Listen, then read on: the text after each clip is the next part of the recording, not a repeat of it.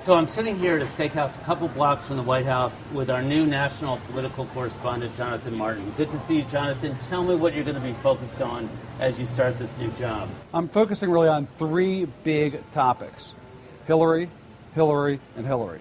I'm kidding, mostly.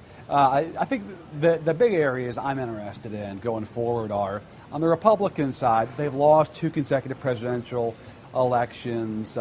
They're in a place a lot of folks think is sort of analogous to where the Democrats were in the 1980s. How do they find their way forward? How do they become competitive in 2016?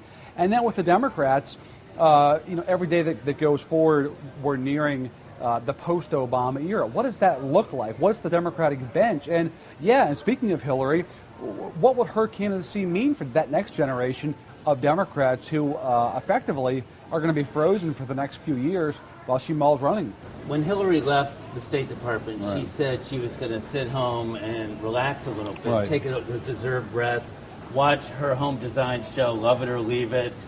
Is she not doing that? She may have done it for about a half an hour or so, Rick, but here it is 6-7 months later, and she is keeping up a really fast-paced schedule. Not only is she giving the paid speeches that folks have read about, but she's also having dinners with folks like the mayor of Boston, Tom Menino, that isn't getting as much attention. She's seeing old friends and colleagues from the Congress at her home in Chappaqua, New York. She's down here in Washington some of the time. So she's the kind of person, I think, that is not prone to take long vacations and sort of lay around the house. She is back out there seeing people, giving speeches, making her rounds around the country.